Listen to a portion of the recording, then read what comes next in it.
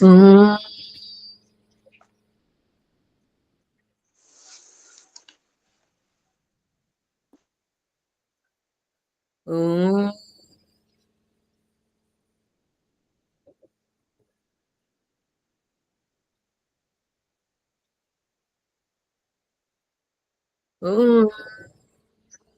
భువస్వః తత్సవితుర్వరేణ్యం భర్గో దేవస్య ధీమహి ధియో యో నః ప్రచోదయాత్.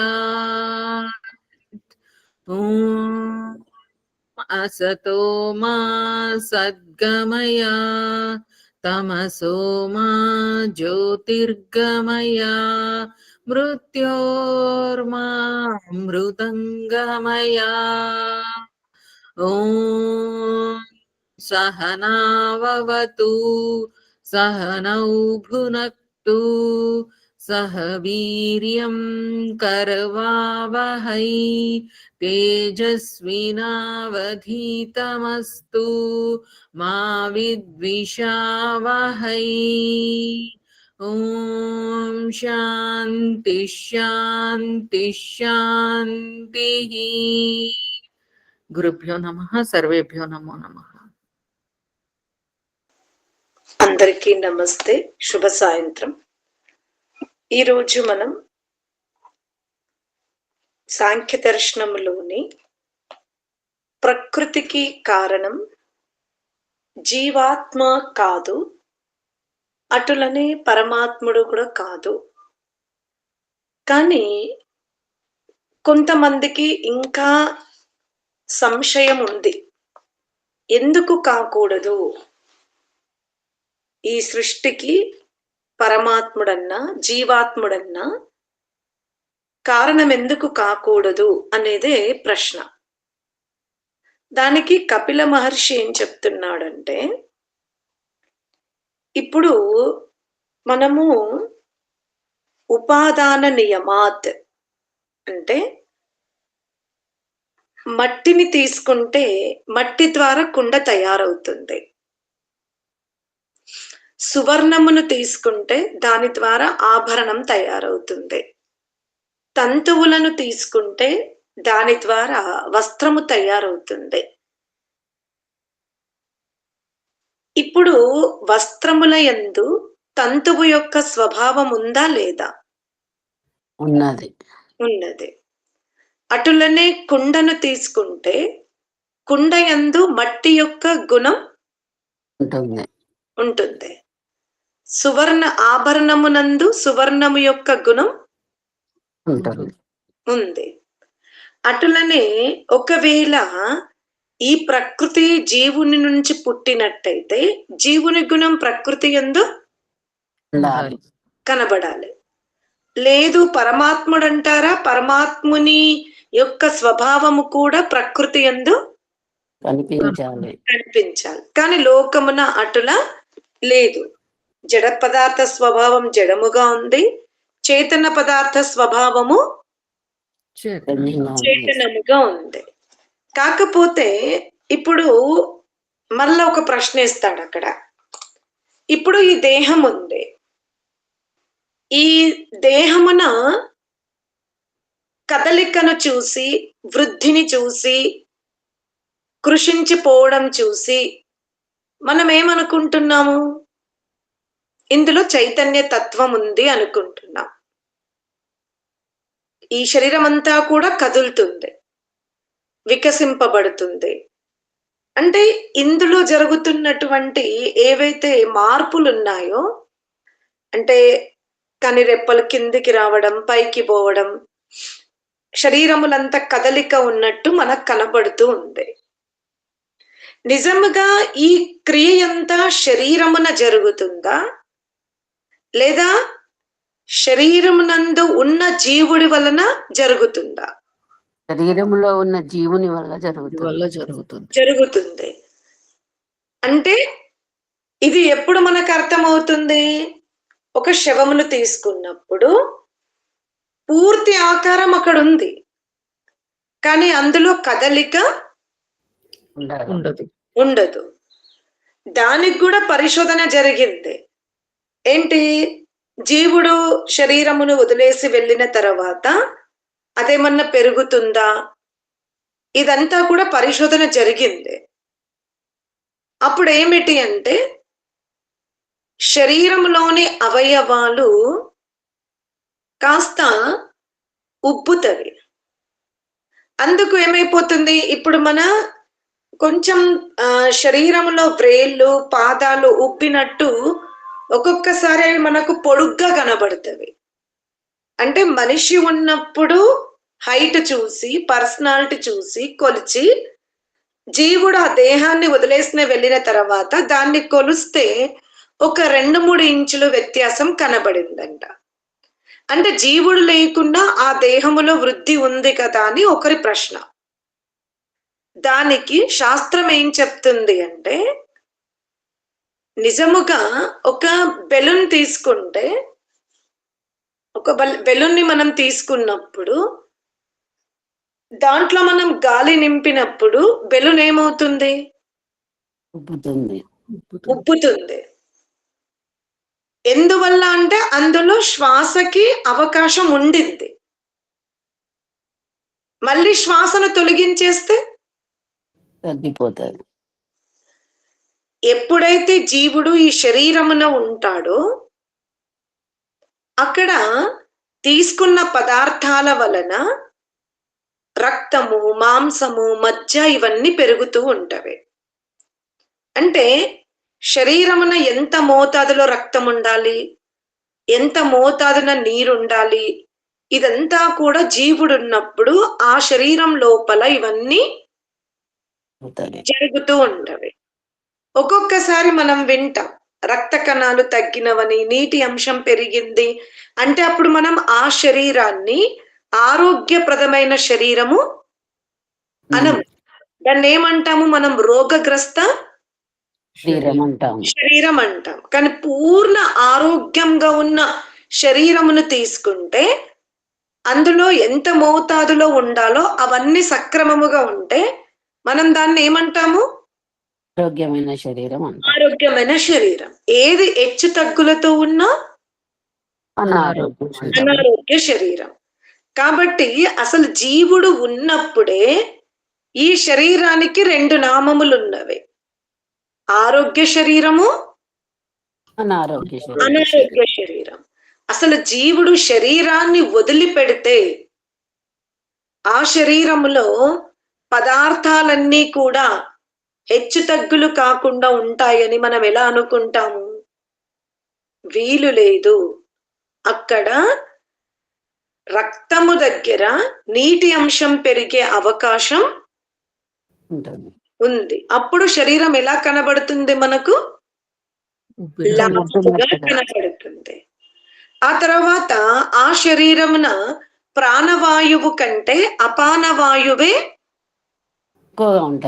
ఎక్కువ ఉంటది. అందువల్ల శరీరం ఏమైపోతుంది, మృత శరీరం చాలా లావుగా కనిపిస్తుంది, చాలా లావుగా బరువుగా దుర్గంధముగా ఉంటుంది. కావున ఈ శరీరములో కనబడుతున్నటువంటి చైతన్య లక్షణాలను చూసి మనము భ్రాంతికి గురి కాకూడదు. ఏమిటి, ప్రకృతి కూడా చేతనము అని. ప్రకృతియే, చేతనము చేతనమే అంటాడు.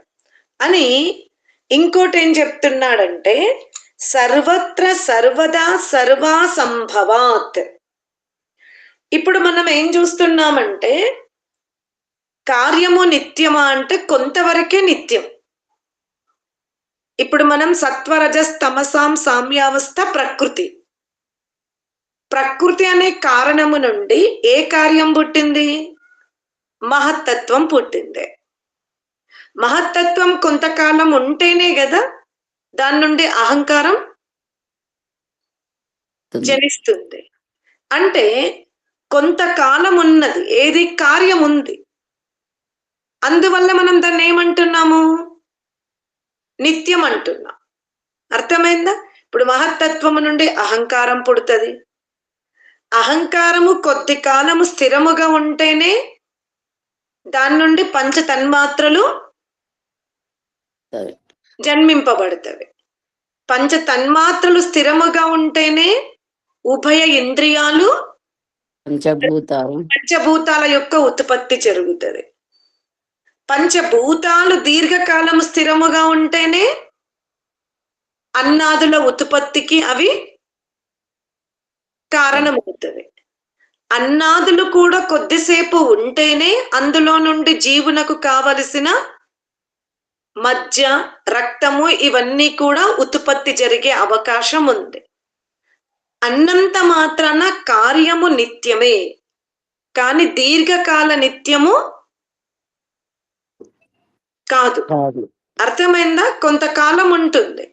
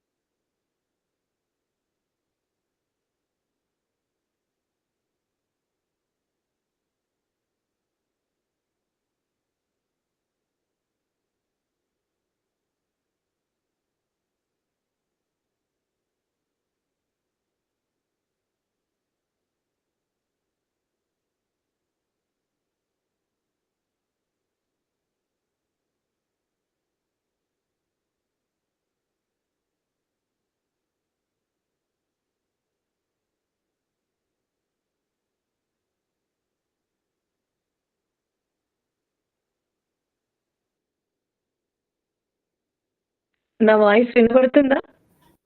వినిపిస్తుందమ్మా. ఫోన్ నుండి వచ్చా, కరెంట్ పోయినట్టుంది. సరే. అయితే కార్యము కొంతకాలం మాత్రమే నిత్యముగా ఉండే అవకాశం ఉంది, కానీ కారణం మాత్రం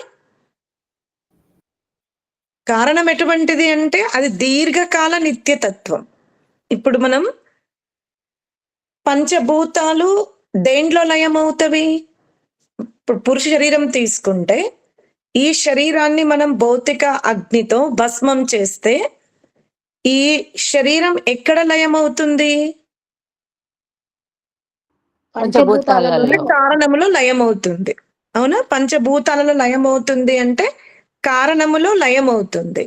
అంటే అప్పుడు ఏది లోపించింది అక్కడ? కార్యం లోపించింది. మళ్ళీ పంచభూతాలు ఎందులో లయమవుతవి? పంచతన్మాత్రల యందు. అంటే అప్పుడు ఏది లయమవుతుంది? పంచభూతాలు. పంచతన్మాత్రలు అవుతాయి. లయమైనప్పుడు ఏది ఉంటుంది అక్కడ? పంచతన్మాత్రలు లయమైనప్పుడు అక్కడ ఏముంటుంది? అహంకారం ఉంటుంది. అహంకారము లయమైనప్పుడు మహత్తత్వము లయమైనప్పుడు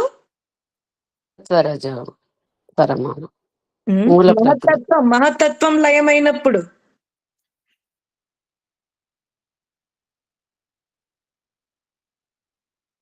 మహత్తత్వం ఎందులో లయమవుతుంది? ప్రకృతి యందు కదా.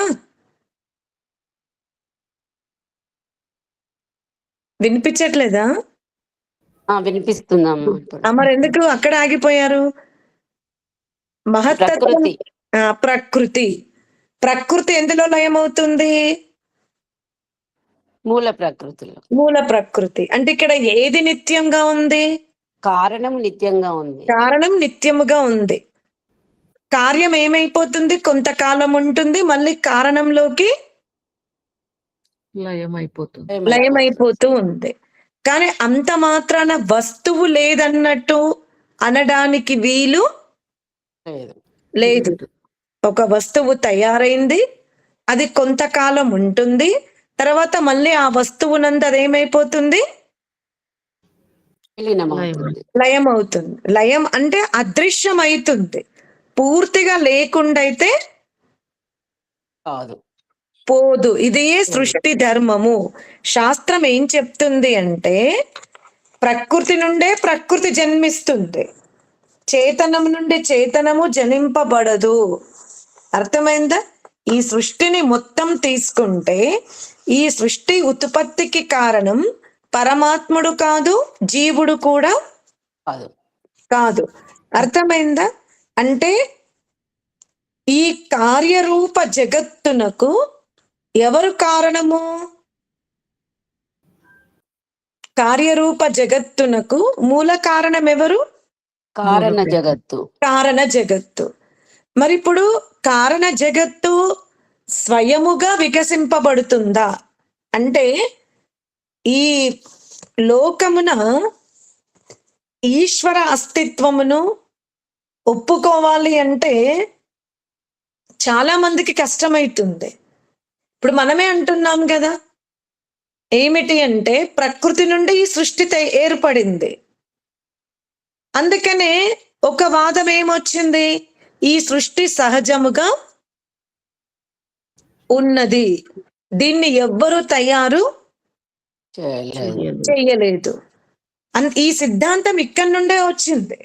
మనం ఏదైతే పంచభూతాలని పంచ తన్మాత్రల నుండి అహంకారము, అహంకారం నుండి మహత్తత్వము, మహత్తత్వం నుండి ప్రకృతికి వచ్చి, ప్రకృతి నుండి సత్వరజ తమ పరమాణువుల వరకు రాగానే శాస్త్రవేత్తలు ఏమన్నారంటే ఈ సృష్టిని మూలం తీసుకుంటే అగ్గుపడుతుంది సత్వ పరమాణువులు, రజ పరమాణువులు, తమః పరమాణువులు. అంటే దీని వెనుక ఇంకా ఎవరు లేరు అనేది వాళ్ళ వాదం. అంటే వాళ్ళ పరిశోధన ఆ విధంగా జరిగింది గనక అది కూడా సత్యమే. ఎందుకంటే వాళ్ళు మెటీరియల్ని విచ్ఛిన్నం చేసుకుంటూ పోతే వాళ్ళకి ఆ పదార్థాల యందు ఏంటి చైతన్యతత్వం కనబడలేదు. ఇది దీని నుండి పుట్టింది, దీని నుండి పుట్టింది, దీని నుండి పుట్టింది, దీని నుండి పుట్టింది, మూలం వరకు వెళ్ళిపోయారు. ఏమన్నారు? మూలము నుండే ఇదంతా వికసింపబడింది, మళ్ళీ అది మూలంలోనే లయం అవుతుంది అనేది వాళ్ళ వాదన. కానీ శ్రద్ధ గలవారు, శాస్త్రాన్ని పఠించిన వాళ్ళు ఏమంటారు? అవును, మూలము నుంచే మూలం అంటే కార్యము కారణం నుంచి వచ్చింది, దాన్ని కాదనడానికి వీలు లేదు. ఇప్పుడు ఇక్కడ సువర్ణం ఉంది, సువర్ణముతో బంగారం తయారవుతుంది, కానీ స్వయముగా తయారవుతుందా? కాదు. చేసేవాళ్ళు ఉండాలి. అంటే సువర్ణకారుడు లేకపోతే సువర్ణము నుంచి ఆభరణము తయారవ్వదు. కుమ్మరివాడు లేకపోతే మట్టి నుంచి కుండ నిర్మాణము జరగదు. సాలెవాడు లేకపోతే తంతువుల నుండి వస్త్రము నిర్మాణం జరగదు. కనుక తంతువులు ఎంత ప్రధానముగా ఉన్నప్పటికీ అంతే ప్రధానముగా చేసేవాడు కూడా ఉండాలి. అప్పుడు ఇంకొక వాదం ఏమొచ్చింది? ఇప్పుడు వీళ్ళేమో ప్రకృతివాదులు అయ్యారు. ఏంటి? ఈ సృష్టిని చూసుకుంటే కేవలం ప్రకృతియే కనబడుతుంది, ఇక్కడ మరొక తత్వం లేదు, కాబట్టి మేము ప్రకృతినే తీసుకుంటామనేది ఒక వర్గం వచ్చింది. ఇంకో వర్గం ఏమంది?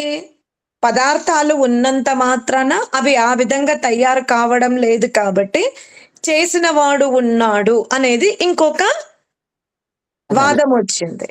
ఇప్పుడు ఏం చేశారంటే చేసిన వాడు కూడా ముఖ్యమే గనుక వాళ్ళు దేనికి చాలా ప్రాధాన్యత ఇచ్చేశారు? ఆలోచించండి.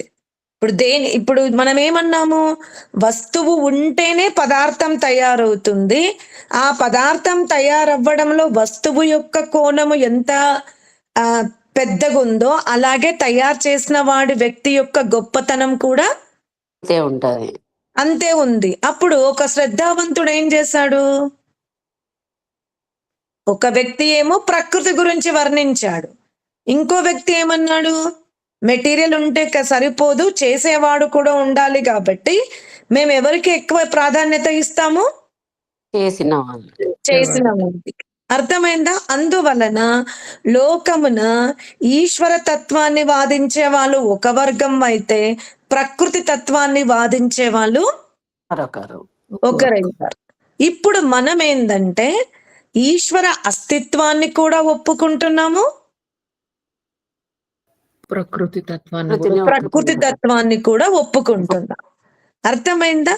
అందుకనే ఇక్కడ మనం ఏం ప్రశ్నిస్తున్నామంటే, ప్రకృతి ఆ విధంగా తయారవ్వడానికి కారణం పరమాత్ముడు, నేను కాదు కదా. నేనెందుకు దుఃఖం అనుభవిస్తున్నాను ఇందులో కూర్చొని అనేదే వాదం. ఇప్పుడు మీకు క్లారిటీ వచ్చిందా? ఇప్పుడు చేసేవాడు గొప్పవాడే, అలాగే చెయ్యబడుతున్న పదార్థాలు కూడా గొప్పవే. నేనైతే చెయ్యలేదు కదా, నేను వాటిని నిర్మాణం చెయ్యలేదు. చేసినవాడు కర్త ఉన్నాడు, చేయబడుతున్న పదార్థాలు ఉన్నవి. కానీ ఇందులో నేనెందుకు బంధింపబడి ఉండాలి. ఉన్నాను అనేది ఒక వర్గం. ఎందుకు బంధింపబడి ఉన్నాము? ఎందుకంటే మెటీరియల్ గా ఉంది, తయారు చేసిన వాడు పరమాత్ముడు, నేను నిమిత్త మాత్రం కూడా లేను అక్కడ. కానీ తయారు చేసిన పరమాత్ముడు దుఃఖం అనుభవించట్లే. ఇప్పుడు ఉదాహరణకి మనము ఒక తేనె తెట్ట నుండి తేనెను తీయాలి అంటే ఆ తీసిన వాడికి కొంచెమన్నా కష్టం కలుగుతుందా లేదా?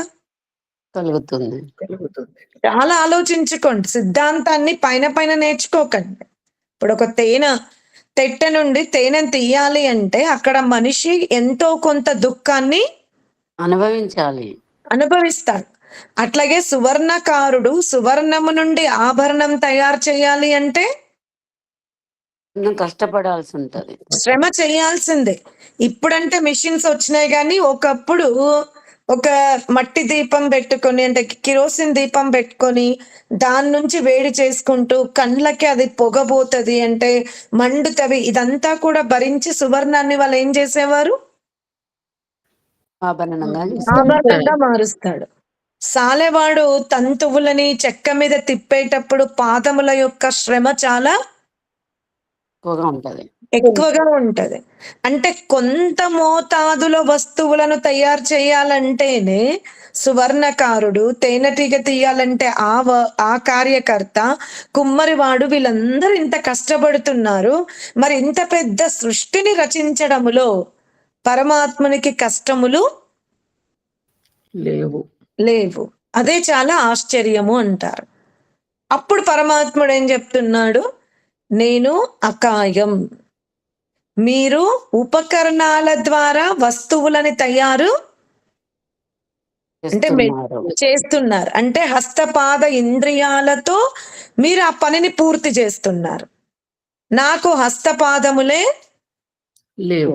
లేవు కాబట్టి నాకు దుఃఖము లేదు. మళ్ళీ ఇంత అందమైన సృష్టి తయారు చేయడంలో పరమాత్ముడు అలసిపోయాడా అంటే లేదు, అలసిపోవడము లేదు. అరే దీన్ని ఇలా కాకుండా ఇలా తయారు చేస్తే బాగుండన్న సంశయ జ్ఞానము లేదు. ఈ సృష్టిలో ఏ లోపము లేదు. కానీ లోపముతో కూడుకున్న జీవనాన్ని, శ్రమతో కూడుకున్న జీవనాన్ని, దుఃఖముతో కూడుకున్న జీవనాన్ని ఎవరు అనుభవిస్తున్నారు? జీవుడు. నేనెందుకు బంధింపబడి ఉన్నాను? నేను ఈ దేహమును తయారు చేయలేదు, అటులనే ఈ దేహముతో నాకు సంబంధమే లేదు కదా. నేనెందుకు ఈ విధంగా వ్యాధిగ్రస్తమైన శరీరములో ఎందుకున్నాను? కేవలం వ్యాధితోనే ఉన్నానా ఈ దేహమున? నేను కేవలం ఈ దేహమున వ్యాధిని మాత్రమే అనుభవిస్తున్నామా మనం? ఈ దేహమున ఉంటూ కేవలం మనం వ్యాధులనే అనుభవిస్తున్నామా? అది చాలా దుఃఖాలను కూడా అనుభవిస్తుంది. చాలా దుఃఖాలను అనుభవిస్తున్నాం. చివరికి పంచభూతాలు ఇన్బ్యాలెన్స్ అయినప్పుడు కూడా జీవుడే దుఃఖాన్ని అనుభవిస్తున్నాడు. అర్థమైందా? నేను కేవలం ధరించుకొని ఉన్న దేహము ద్వారానే దుఃఖం అనుభవిస్తలేను. చివరికి ప్రకృతిలో హెచ్చు తగ్గులు జరిగినా కూడా దుఃఖాన్ని దుఃఖం అనుభవిస్తుంది. అనుభవిస్తున్నాను. అంటే కేవలం బంధుమిత్రులే కాదు నాకు దుఃఖాన్ని, అంటే కేవలం నేను నా శరీరము ద్వారా దుఃఖం అనుభవించట్లేదు. శరీరముతో పాటు బంధుమిత్రుల వ్యవహారము కూడా నాకు సుఖ దుఃఖాలనే ప్రసాదిస్తుంది. బంధుమిత్రులేనా అంటే కాదు, దానితో ఉన్న 84 లక్షల జీవరాశులు కూడా నాకు సుఖ దుఃఖాలని ఇస్తున్నది. ఈ సుఖ దుఃఖాలే కాకుండా ప్రకృతి యందు ప్రకాశాన్ని వెదజల్లే సూర్య భగవానుడు కూడా నాకు దుఃఖమునే ఇస్తున్నాడు. ఎక్కువ సూర్యుని మిట్ట మధ్యాహ్నం సూర్యుని యొక్క తాపం స్వీకరించామనుకోండి, అప్పుడు చర్మ వ్యాధి పెరుగుతుంది.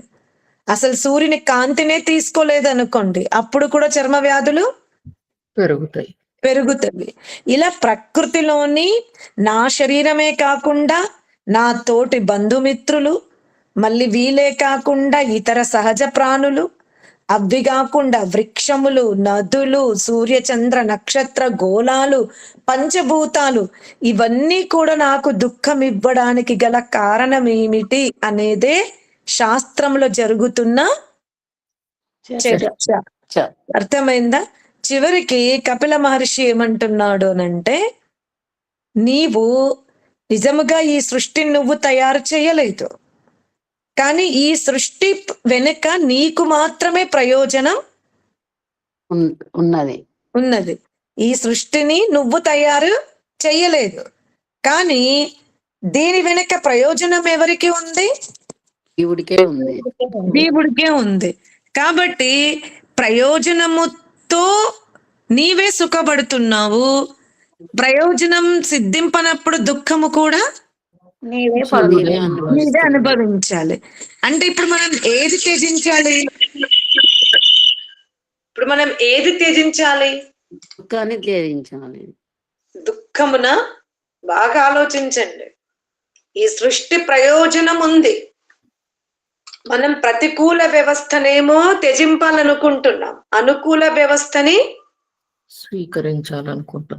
స్వీకరించాలనుకుంటున్నాం. కానీ ఈ ప్రకృతి ఏదో ఒకటి ఇవ్వదు, రెండు ఇస్తుంది. ప్రతికూల పరిస్థితిని ఇస్తుంది, అనుకూల పరిస్థితిని ఇస్తుంది. కాబట్టి నీవు సుఖము వద్దనుకుంటే దుఃఖమును కూడా నువ్వు వదిలి పెట్టాలి. కానీ నువ్వు ఏది వదిలి పెడతానంటున్నావు? దుఃఖాన్ని వదిలిపెడతా అంటున్నాం, సుఖం కావాలంటున్నావు.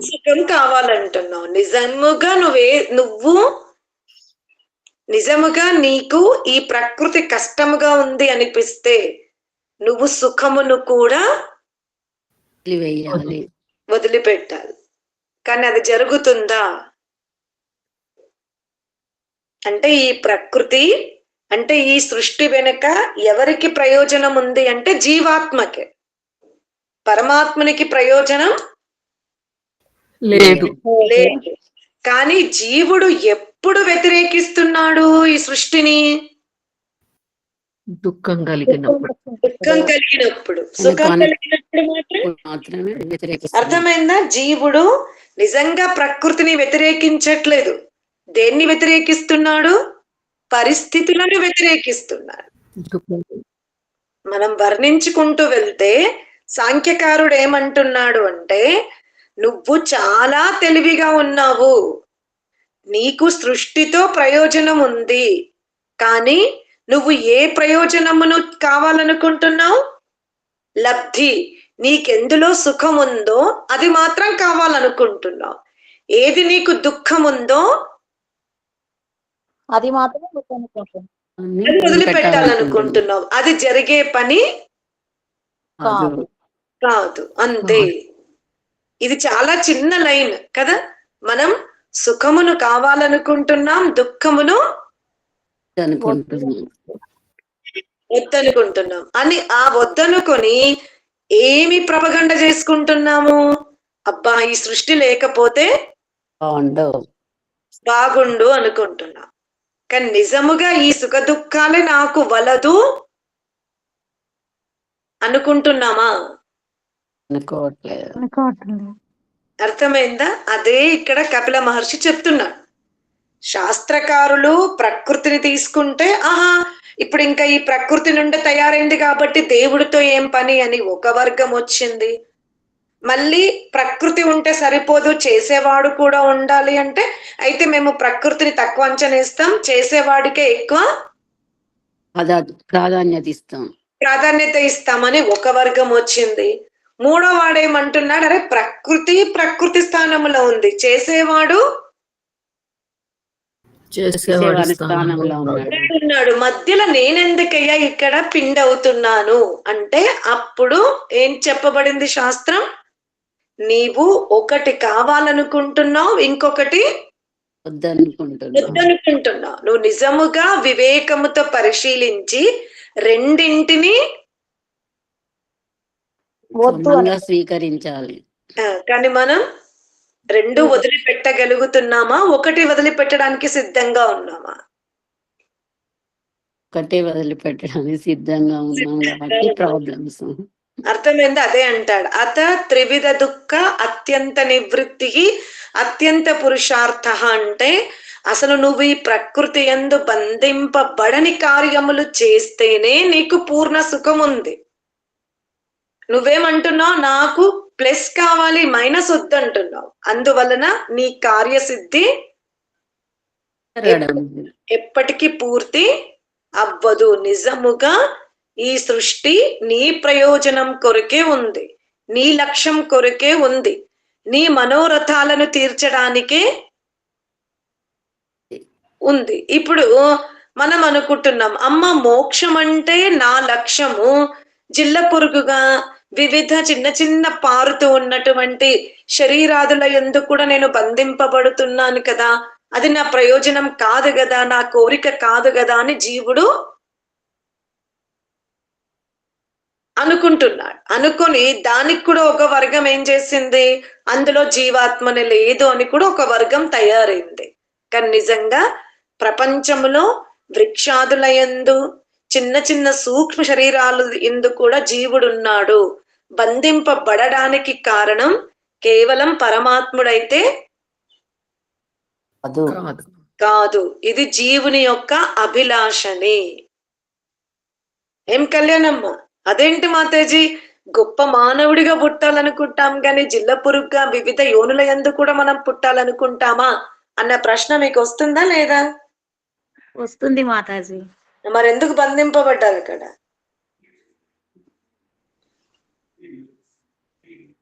మనం చేసిన కర్మని బట్టి బంధించబడ్డాం. మన కోరికలే, మనకు తెలిసి తెలియక చేస్తున్న మిశ్రిత కర్మ ఫలాలే మనకి సుఖ దుఃఖాలను వస్తుంది. అదే వివిధ యోనులను కాబట్టి మానవ జన్మలో మనం ప్రతి నిత్యము ఒకటి ఏ కర్మలకు ఎటువంటి యోని లభిస్తుందో తెలుసుకోవలసి ఉంది. ఆ తర్వాత పూర్వము సంపాదించుకున్న కర్మలన్నింటినీ కూడా ఎదుర్కోవలసిన అవసరం ఉంది. తర్వాత సభ్య సమాజంలో మనకంటూ కూడా వికాసం చెందిన జీవితాన్ని కూడా మనం చూడవలసి ఉంది. అంటే ఎంత శ్రమ చెయ్యాలో చూడండి. మానవ జన్మ దేని మీద ఆధారపడి ఉంది? శ్రమ చేయడం మీద. మానవ జన్మ నిరంతరము శ్రమ చేయడం మీద ఆధారపడి ఉంది. అందుకని కార్యము కారణములో లయమవుతున్నంత మాత్రాన దాని అస్తిత్వం లేకుండా పోదు. అది కూడా మీరు తెలుసుకోండి. ఇప్పుడు ఆ కుండ తయారవుతున్నప్పుడు కుండలో అంటే కుండ ఆకారముగా మారాలి అనే శక్తి ఆ స్వభావం మట్టిలో ఉన్నప్పుడు ఉందంటారా లేదంటారా?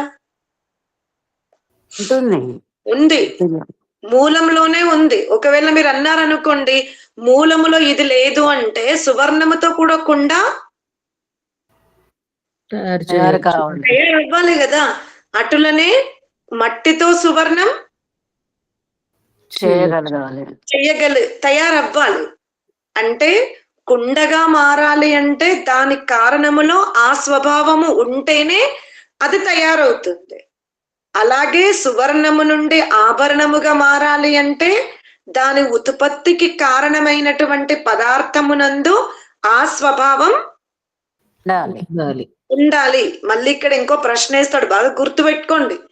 ఇక్కడ వినేటప్పుడు మాత్రం భలే ఉంది అనుకుంటా, నేను మళ్ళీ కొంచెం వెనక్కి తిరగగానే మళ్ళీ అయిపోతారు. ఇప్పుడు మనం ఏమనుకున్నాము, మట్టిలోనే కుండ తయారయ్యే గుణం ఉంది కాబట్టి కుండగా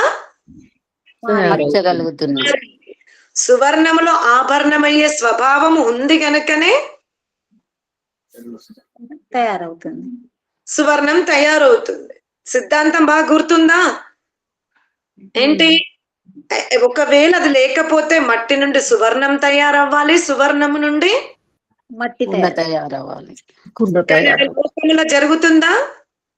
జరగదు. ఏ పదార్థము దేని నుండి పుట్టాలో దాని నుండే పుడుతుంది. కానీ మళ్ళీ ఇప్పుడు మనం ఏమంటున్నాము, సువర్ణము తయారు చేయబడిన మెటీరియల్ గాని మట్టి తయారైన మెటీరియల్ గాని రెండు ఒకటేనా వేరు వేరా? మెటీరియల్ వేరు వేరమ్మా. అవునా? మట్టి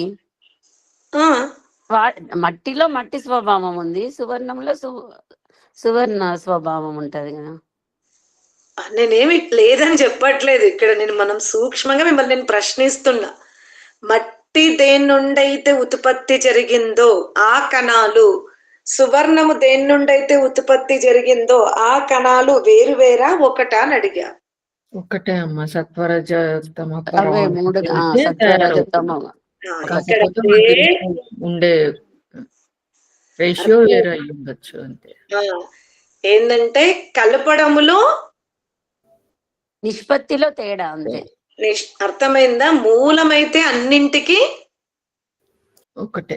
ఒక్కటే, కానీ ఆ వస్తువు తయారవ్వడానికి ఏది ఎక్కువ ఉండాలో ఏది తక్కువ ఉండాలో ఆ స్వభావము కదా విడుదలవ్వాలి అంటే ఇది ఎవరి చేతిలో ఉంది? పరమాత్మని చేతిలో ఉంది. పరమాత్మని చేతిలో ఉంది. ఒక్కొక్కసారి శాస్త్రజ్ఞుడు కూడా చాలా అద్భుతమైనటువంటి కార్యం చేస్తాడు. గులాబీ పుష్పాలు, అర్థమైందా? ఎన్నో రకాల పుష్పాలు, వ్యతిరేక పుష్పంను తీసుకొచ్చి కలర్ ని ఏం చేస్తున్నాడు?